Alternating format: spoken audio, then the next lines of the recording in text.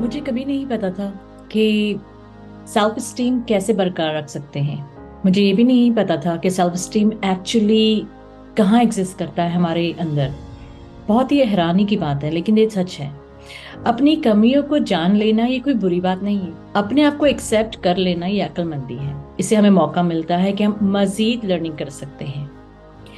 तो मैंने जब अपने करियर का आगाज़ किया तो उस वक्त मुझे लगता था कि अगर मैं अपने टीचर्स को मॉडल करूंगी और उन्हें मॉडल करके और उन्हीं के फुट स्टेप्स को अपना कर मैं अपने करियर को आगे बढ़ा सकती हूँ। पर दर हकीकत में वो सिर्फ फर्स्ट स्टेप था to model my teachers and continue to get a career. जब 2017 में मैंने अपना करियर स्टार्ट किया तो उस वक्त मुझे सिर्फ इतना पता था कि मुझे अर्निंग के लिए कुछ ना कुछ करना पड़ेगा।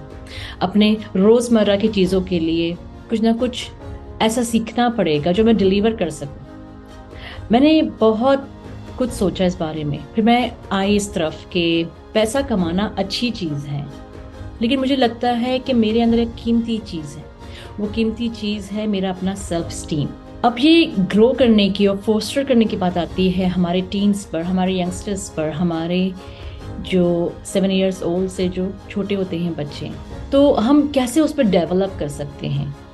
जब मेरी मुलाकात सर सलमान और मैम आयशा से हुई तो मुझे समझ में आया कि सेल्फ स्टीम हम लेकर पैदा होते हैं, बात है उसे मेंटेन रखने की। जब साहिल अदीम को सुना तो समझ में आया कि सेल्फ स्टीम हकीकत में क्या चीज़ है। हाँ, ये हमारे अंदर मौजूद होती है। एक बच्चा जब पैदा होता है दुनिया में तो वो मुसलमान होता है। उसके बाद जैसे जैसे वो बड़ा होता है तो उसके वालिदैन अगर काफिर हों या मुसलमान हों या मुशरिक हों या जो भी अकीदा रखते हों, वो अपने बच्चों को डिलीवर करते हैं। पर हर बच्चा हकीकत में इस्लाम और मुसलमान पैदा होता है। तो दर हकीकत में हकीकत को जानने वाला, हकीकत को समझने वाला, that's count as self steam.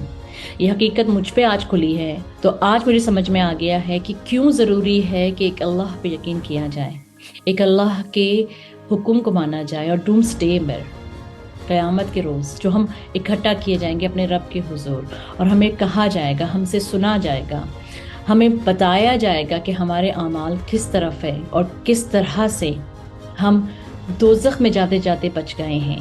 That's practice is our self steam.